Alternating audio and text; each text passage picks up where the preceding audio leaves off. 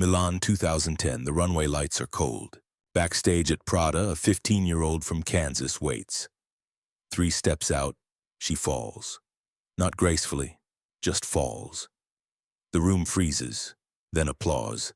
Miuccia Prada smiles. Perfection is boring. Lindsey Wixson is not. Perfection is boring. I'd rather be memorable. She was born Lindsey Marie Wixson on April 11, 1994 in Wichita, Kansas, into a world that had very specific ideas about what beautiful meant. The answer was symmetrical, proportional, teeth perfectly aligned, features that offended no one because they resembled everyone. Lindsey possessed none of these qualities. Her face was heart-shaped, almost alien. Her eyes were wide-set, doll-like in a way that seemed artificial even though it was entirely natural. And her teeth, the gap between the front two was impossible to ignore, made her smile distinctive in ways American middle school students found easy to weaponize. Her first lesson wasn't about beauty, it was about difference. She was born Lindsey Marie Wixson on April 11, 1994 in Wichita, Kansas, into a world that had very specific ideas about what beautiful meant. The answer was symmetrical, proportional, teeth perfectly aligned, features that offended no one because they resembled everyone. Lindsey possessed none of these qualities. Her face was heart-shaped, almost alien. Her eyes were wide-set, doll-like in a way that seemed artificial even though it was entirely natural. And her teeth, the gap between the front two was impossible to ignore, made her smile distinctive in ways American middle school students found easy to weaponize. Her first lesson wasn't about beauty, it was about difference. Growing up in Wichita meant wide horizons and narrow possibilities. Her father worked in manufacturing, her mother part-time retail when money was tight, which was often. They lived in a modest house where creativity was encouraged as hobby but viewed with suspicion as ambition. Art supplies came from dollar stores, paper from school notebooks repurposed when teachers weren't looking. Lindsey would sit at the kitchen table after homework, drawing faces that looked wrong on purpose, eyes too far apart, mouths that curved in impossible directions, proportions that violated every rule she'd been taught about how humans should look. Her mother would glance over her shoulder and ask, "Why don't you draw pretty things? Normal things?" And Lindsey would answer, even at 8 or 9, "Because normal is already everywhere. I want to see what isn't." She discovered Dali through a library book almost by accident. The melting clocks, the elephants on spider legs, the faces that were also landscapes. It was like someone had given her permission to make the strangeness in her head visible. She checked out every book on surrealism the Wichita library system carried, spent hours studying how artists took reality and bent it just enough to reveal what was hidden underneath the surface of things. School was difficult. Not academically, she was bright, did fine when she applied herself, but socially. The gap in her teeth made her target, kids calling her snaggletooth and beaver, inventing elaborate stories about how she must have been poor or neglected to have teeth like that, as if orthodontia was moral rather than financial. She'd smile wider when they teased, refusing to give them the satisfaction of shame. But at night she'd cry into her pillow, wondering why difference felt like punishment, why looking unusual meant being treated like she'd done something wrong just by existing. Her parents offered to get braces when she was 12, saving up for months, sacrifice visible in every skipped dinner out and postponed repair. But Lindsey surprised them by saying no. She'd read that Georgia O'Keeffe had a gap, that Lauren Hutton had made a career of it in the 70s, that somewhere beyond Wichita there might be people who saw gaps as interesting rather than defective. She was learning slowly that refusal could be power, not the dramatic refusal of open rebellion, but the quiet refusal of accepting other people's definitions as final. Kansas in the 1990s and early 2000s offered limited models for what a girl could be. Cheerleader, homecoming queen, future mother of future cheerleaders. You were supposed to blend in, to aspire to the mean rather than the exceptional. to understand that standing out was social suicide unless you stood out in approved ways. Athletic success, academic achievement, wholesome beauty that looked like the girls in 17 magazine. Lindsey didn't blend. She was too tall too early, her features too unusual, her interests too internal. While other girls practiced makeup and gossip, Lindsey drew. Obsessively. She'd fill notebooks with surrealist portraits, faces that looked almost human but not quite, figures caught mid-transformation between states. She loved Dali, the way he made familiar things strange, made you question what you thought you knew about reality. Her parents were supportive in the way working-class parents often are, encouraging as long as the hobby didn't cost money or interfere with practical concerns like school and chores. Art was fine. Art as career was fantasy. Kansas girls became teachers, nurses, administrative assistants. They didn't become artists, and they certainly didn't become famous. Could this early understanding that she didn't fit and didn't want to have shaped everything? At 14, someone, she never quite remembers who, suggested modeling. Not because Lindsey was conventionally pretty, but because she was striking. The kind of face that photographs well even if it makes people uncomfortable in person. Her mother, skeptical but willing, took photos, sent them to agencies, them too. The rejections came back one by one, each a variation on the same theme. Ford models. Interesting look, but the teeth are an issue for commercial clients. Elite. Too editorial for our roster, needs orthodontic work. IMG. Unusual features but not commercial enough for American market. Next. Beautiful eyes, but the gap creates problems for close-ups. Wilhelmina. Unique face, wrong timing. Perhaps reconsider after dental correction. 5 agencies, 5 versions of, you're almost right, but fix yourself first. Lindsey read these rejections at the kitchen table, her mother's hand on her shoulder, both of them trying to decide what they meant. The agencies weren't saying she was ugly. They were saying she was marketable only if modified, valuable only if corrected. It was almost worse than outright rejection, this acknowledgement that she had something worth exploiting once the inconvenient parts were removed. Her mother started researching orthodontists again, pricing consultations, mentally calculating payment plans. But Lindsey, 15 now and stubborn in ways that surprised them both, refused. "If I have to change myself to be wanted," she said, "then they don't want me, they want whoever I'd become, and I don't want to be her." It was youthful defiance, but also something deeper. An understanding, still forming but already solid, that beauty defined by others' comfort was just another form of control. That the gap wasn't the problem, the narrow definition was. Lindsey looked at herself in the mirror and thought, either the world is wrong or I am. She chose to believe the world might be wrong. In 2009, at 15, one of those rejected photos somehow reached Stephen Meisel, the photographer who'd discovered virtually every important model of the previous 2 decades. He saw something. Not potential exactly, but presence. The quality of looking at the camera like it was looking back. He called Miuccia Prada directly. "I found someone," he said. "She's wrong in all the right ways." Prada flew Lindsey to Milan. No promises, just come. We'll see. And what they saw, what Meisel had intuited from a photograph, was that fashion was ready for a new kind of beautiful, that the decades' obsession with conventional prettiness was exhausting audiences who wanted something stranger, more interesting, more human in its imperfection. She made imperfection look like intention. The first Prada show in 2010 should have been terrifying. Lindsey had never walked professionally, barely knew how to navigate backstage chaos, certainly hadn't mastered the particular walk fashion demanded. That specific hip-forward, shoulders-back stride that conveyed both boredom and intensity simultaneously. She just walked like a 15-year-old girl from Kansas, wearing clothes that made her feel like she was playing dress-up in someone else's life. And then she fell. Falling was the first honest thing fashion had seen in years. In any other era, falling would have ended her career before it started.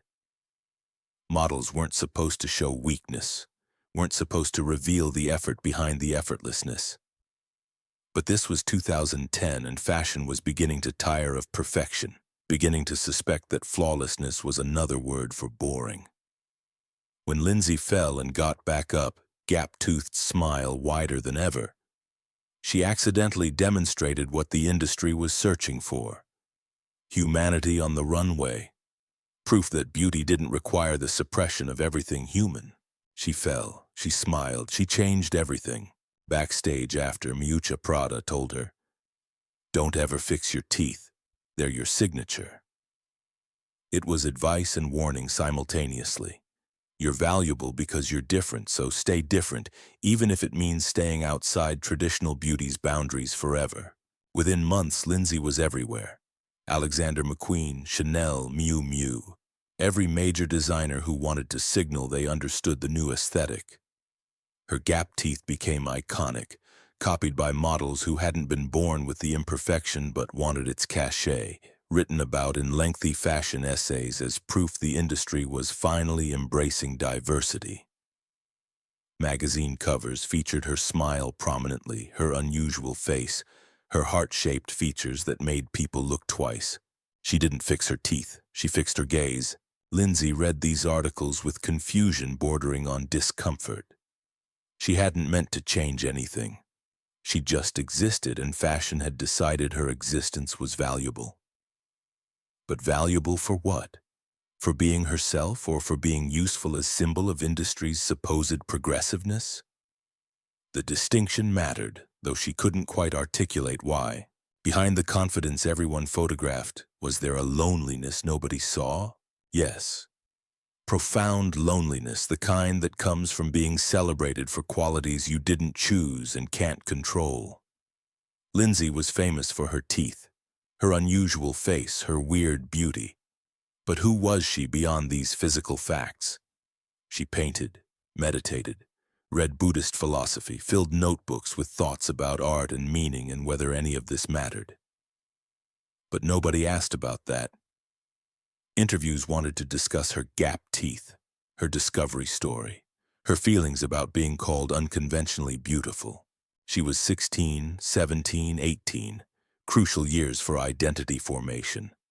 And her identity was being constructed by external forces, by fashion magazines and casting directors and photographers who needed her to represent something specific. Proof that beauty was expanding, that the industry cared about more than cookie-cutter perfection. She became symbol before she became person, image before she understood who the person carrying that image actually was. The work was constant. New York, Paris, Milan, London, repeat. Living out of suitcases backstage at 5 a.m., makeup applied by artists who could make you look like anyone except yourself, clothes that fit the body they wanted you to have rather than the one you inhabited, photographers directing you to be more you when you'd forgotten what you felt like outside the performance. She made friends, other models who understood the particular strangeness of being young and famous for your appearance, of having your face recognized globally while feeling fundamentally unknown. Arizona Muse became close, another model who wrestled with similar questions about identity and authenticity, about whether you could exist as image and person simultaneously, or whether becoming icon meant sacrificing self. Karl Lagerfeld cast her repeatedly for Chanel, called her the golden child with an old soul. He understood something about her that most didn't, that behind the doll-face innocence was someone intensely thoughtful, wrestling with questions about art and commerce that Lagerfeld himself had spent decades navigating. Their first conversation backstage at a Chanel show in 2011 lasted hours. Lagerfeld, who rarely engaged deeply with models, he saw them as walking sculptures, beautiful but not necessarily interesting, found Lindsey different. She asked him about his photography, about whether fashion could be art or whether it was something else entirely. He was charmed and challenged simultaneously. "You're 17, he told her, "and already you understand the problem. Most people work in fashion their whole lives and never see it. We create beauty that exists to sell things. That doesn't make it worthless, but it does make it complicated. You feel that complication, don't you? She did, intensely. And Lagerfeld, who'd spent his career navigating that exact tension, creating art for commerce, making beauty for profit, became unlikely mentor. He'd tell her stories about Yves Saint Laurent, about the pain of being artistic soul in commercial industry, about how you had to protect some part of yourself or the work would consume everything, leave nothing but image where person used to be. Oh, fashion is not art, he told her during a fitting in Paris, both of them exhausted from the day's chaos. But it can be artful. Know the difference or you'll go crazy trying to make it what it isn't. You make paintings, yes? Never stop. That's yours. The runway belongs to everyone else. It was the best advice anyone gave her, though she didn't fully understand it until years later when she'd finally acted on it. Lagerfeld saw what was happening, watched her being turned into symbol, commodified for her difference, and tried to warn her gently that symbols aren't people, that she'd need to maintain separation or risk losing herself entirely. When he died in 2019, 2 years after she'd left fashion, Lindsey felt the loss as both personal and symbolic. He'd been last linked to fashion as art rather than just industry. Last person who understood that making beautiful things while maintaining your humanity required constant vigilance, constant protection of whatever made you more than just the work you produced. When trust becomes performance, how do you remember what authentic felt like? You paint.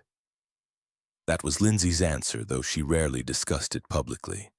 Between shows, during breaks in her schedule, she'd return to Kansas or rent studio space wherever she was working and paint.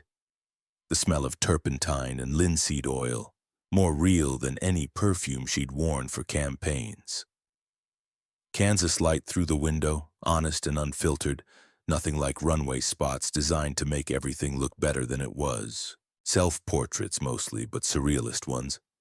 Her face melting into landscapes, her teeth transformed into architectural elements, her body fragmenting into pieces that didn't quite reassemble into coherent whole.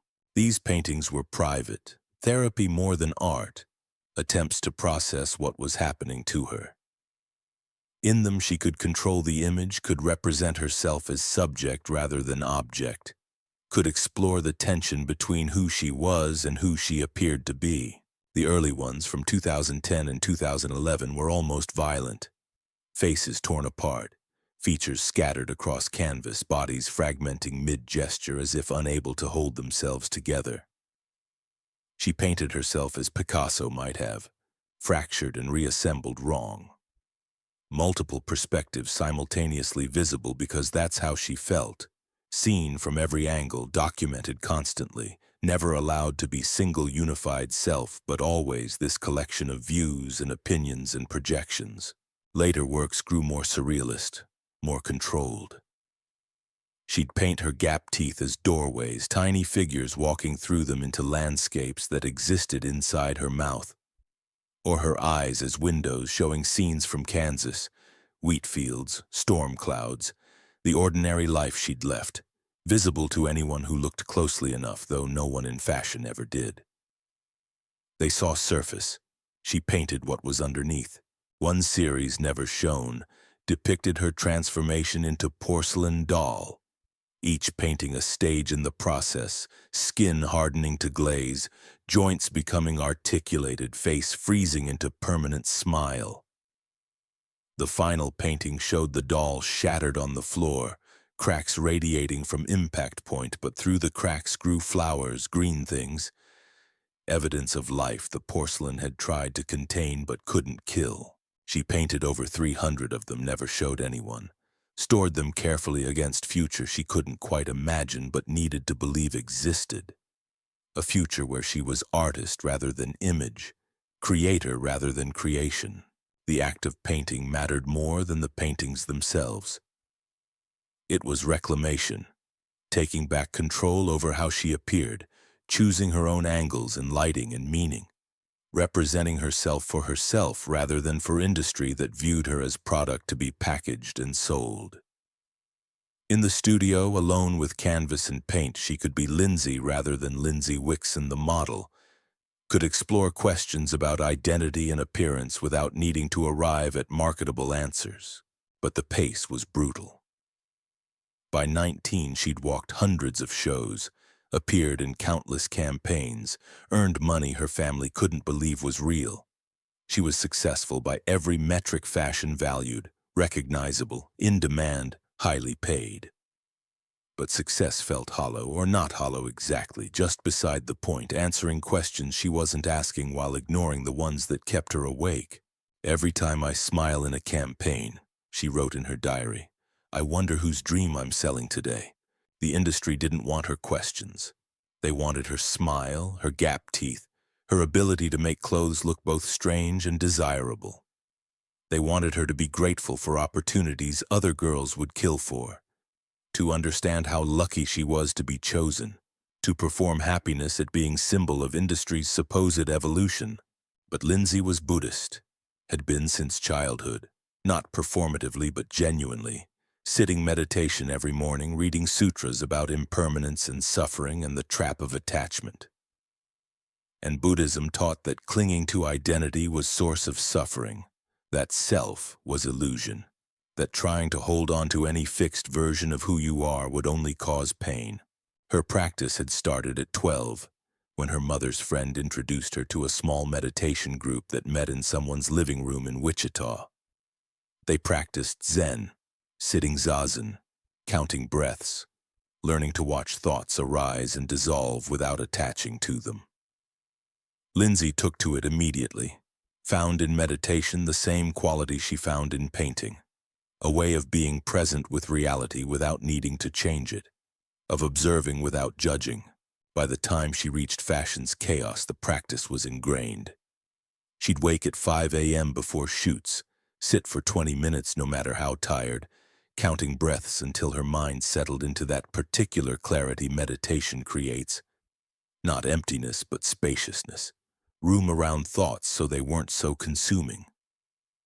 During fashion weeks, when everyone else was running on cocaine and adrenaline and sheer force of will, Lindsey would find corners, bathroom stalls, empty dressing rooms, loading docks behind venues, and sit, even for 5 minutes, reconnecting to breath and body and the understanding that this too was impermanent, that success and failure were equally temporary, that the self everyone was celebrating or criticizing wasn't fixed or final. The practice saved her, probably, gave her framework for understanding what was happening. The way fashion was trying to make her into permanent symbol when nothing was permanent, the way industry demanded attachment to outcomes she couldn't control, the way being image required forgetting you were also person who breathed and hurt and needed silence. Other models thought she was weird, sitting cross-legged backstage while they smoked and gossiped and checked phones obsessively. But a few understood. Mostly the ones who'd last longest, who'd figured out that surviving fashion required some practice that existed outside it, some ground that didn't shift when bookings dried up or trends changed or you aged past the narrow window of commercial viability. Fashion was demanding she become fixed. The gap-toothed girl, the weird beauty, the model who proved perfection was overrated. But nothing was more fixed than image, more permanent than photograph. She was being frozen at 16, 17, 18, her development arrested at the moment she became valuable to industry that profited from her staying exactly as they'd found her. Did her face become prison? Or did the industry's need for it trap her more than features ever could? Both, but the second more than the first. Lindsey's face was just a face, unusual but ultimately neutral. The meaning attached to it, the symbolism, the representation, the burden of being model who changed beauty standards, that was the prison. She couldn't just be Lindsey anymore, couldn't exist without being read as statement about appearance diversity, couldn't smile without someone praising her for embracing her imperfections. She hadn't embraced them. She just had them, and fashion had decided that qualified as revolution. By 20, she was exhausted. Not physically, though the work was physically demanding but existentially. She felt like she was disappearing into her own image, that Lindsey the person was being consumed by Lindsey the model. That if she didn't stop soon, there'd be nothing left except the photograph, the smile, the gap teeth that had come to define her entirely. Casting directors saw her and thought, gap teeth, weird beauty, Prada girl. They wanted her for specific aesthetic, specific message their brand wanted to communicate about embracing difference. But they didn't want her range, her depth, her ability to be anything other than symbol. She was typecast in the most fundamental way, not by talent or skill, but by appearance, by features she couldn't change even if she wanted to, and she didn't want to change them. That was the cruel irony. She'd learned to love her difference, understood it was what made her special. But loving your difference when it's yours is different from loving it when it's property. When it belongs to industry that profits from it, when you can't separate your face from the meaning fashion has written onto it. In 2015, she was 21 and already felt ancient. Fashion ages you quickly. Not your face, but your sense of possibility. Your belief that anything beyond this cycle of shows and shoots and smiling on command might exist. She'd watch younger models arrive, 15 and 16, with the same excitement she'd felt, and want to warn them. It won't be what you think. The success will cost more than they tell you. You'll become famous for things you can't control and lose yourself in the celebration.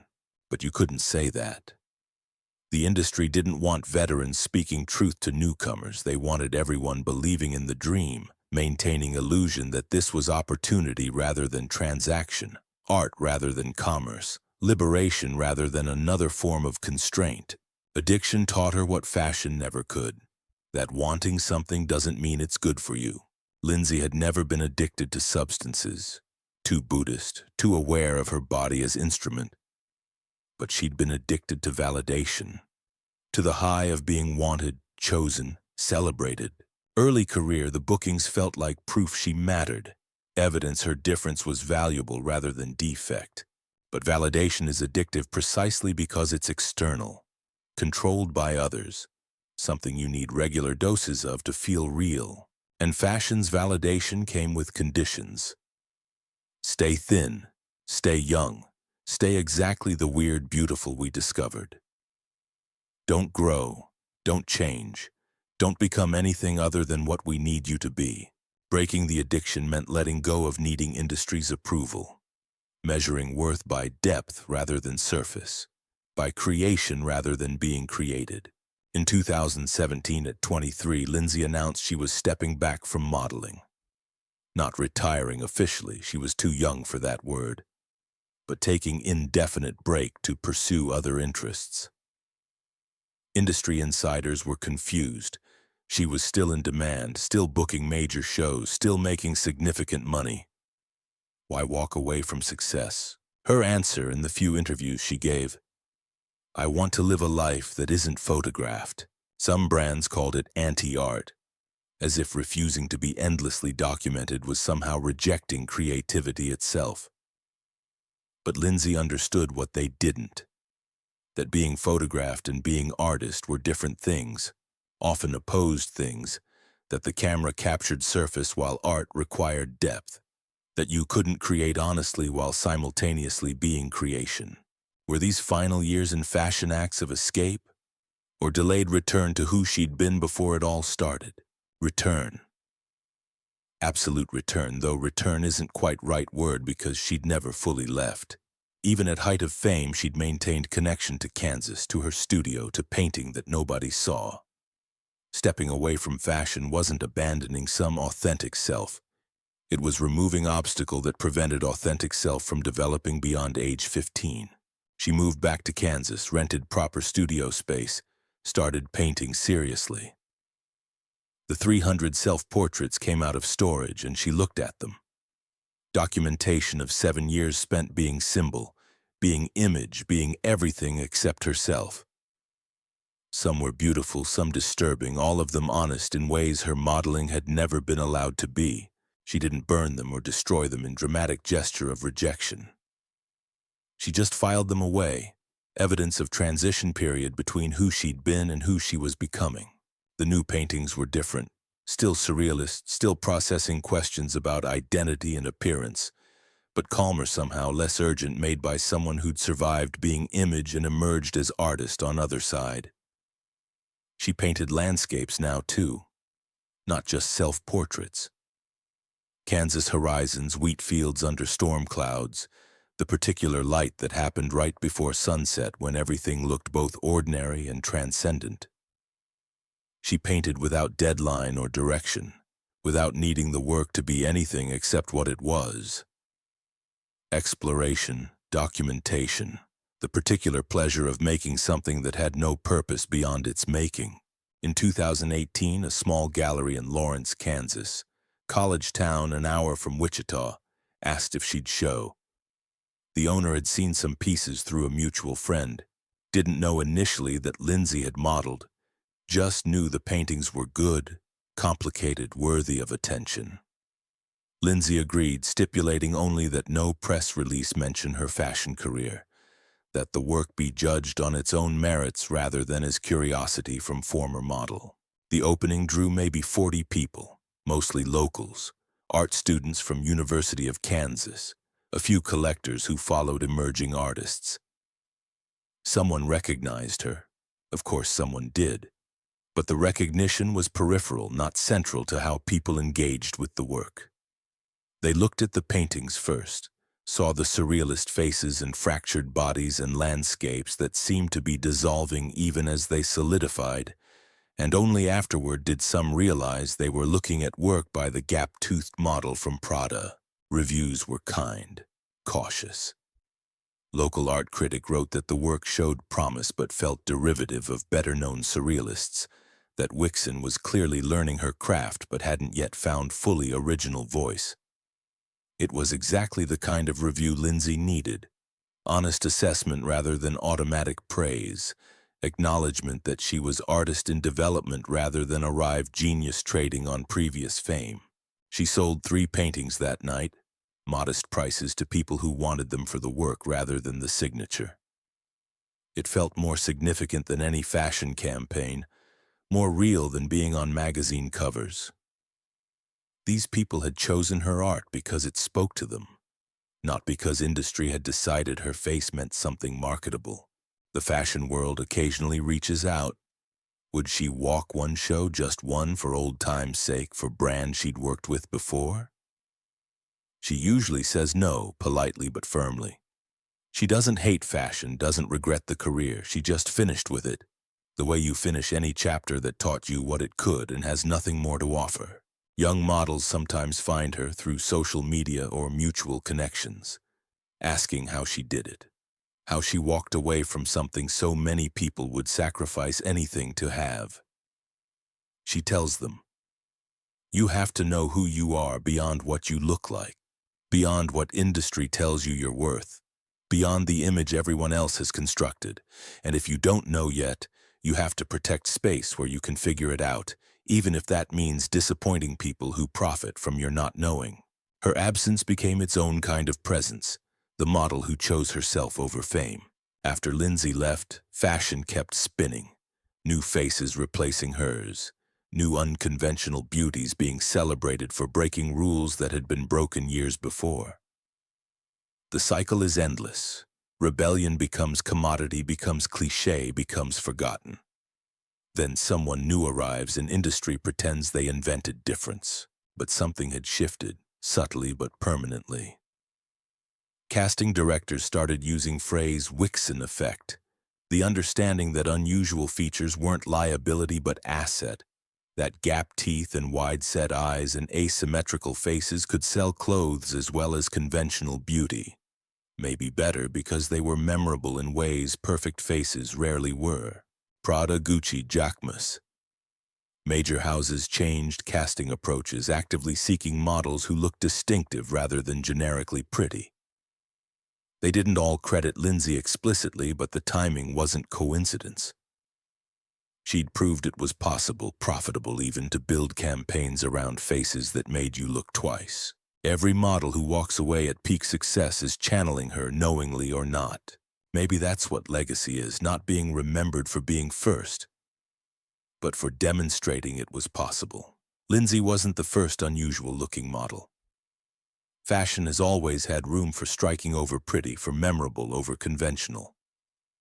But she was first in social media age, first when images could circulate globally instantly, first when being different could be documented and celebrated and turned into movement before industry figured out how to commodify it.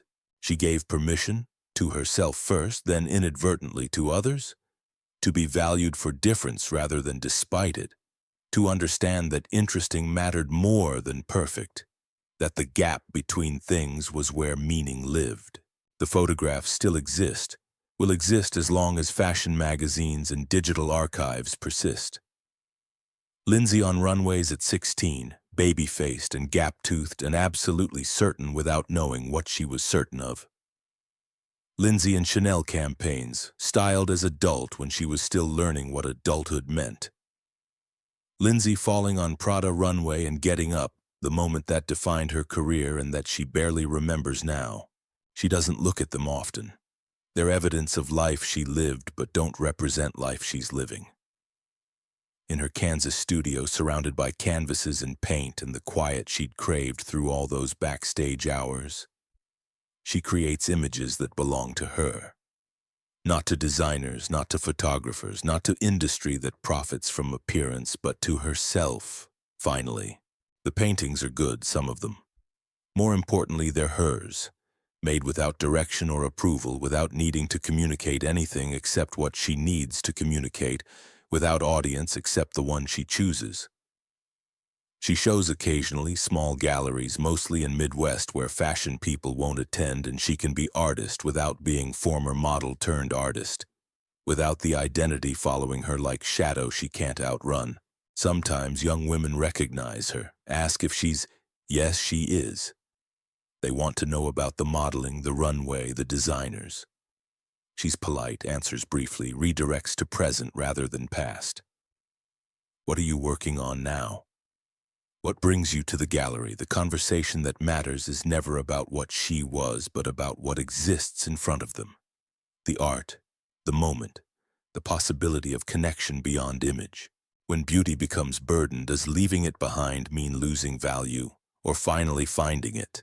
And if a woman spends her youth being image, does returning to self mean erasing those years, or integrating them into something larger? Lindsey answered both questions by living. Beauty is burden when it's all anyone sees, when it prevents you from being anything else, when industry profits from it more than you do. Leaving it doesn't mean losing value. It means determining value differently, by depth rather than surface, by creation rather than being created. And those years weren't erasure but education. She learned what it meant to be object, and learning that made her better subject, better artist, better at understanding tension between how we appear and who we are. The modeling years were expensive education, paid for with youth and privacy and pieces of self she's still recovering. But they taught what formal art school never could. That image is powerful and dangerous, that beauty can be weapon or tool depending on who controls it, that the photograph captures everything except the essential. In the end, except it's not quite end yet, she's only in her late 20s, still becoming whoever she'll eventually be. Maybe Lindsey's life proves that being symbol is different from being person, that you can survive fame if you refuse to believe the story it tells about you, that the most radical thing a young woman can do is walk away from validation when validation requires her disappearance. She wasn't perfect like conventional models, wasn't flawless in ways beauty industry traditionally demanded. She was something harder to define and easier to remember. Honest, distinctive, willing to be seen fully even when fully meant showing the gap, the asymmetry. The ways her face didn't conform to standard they kept insisting was natural when it was just common.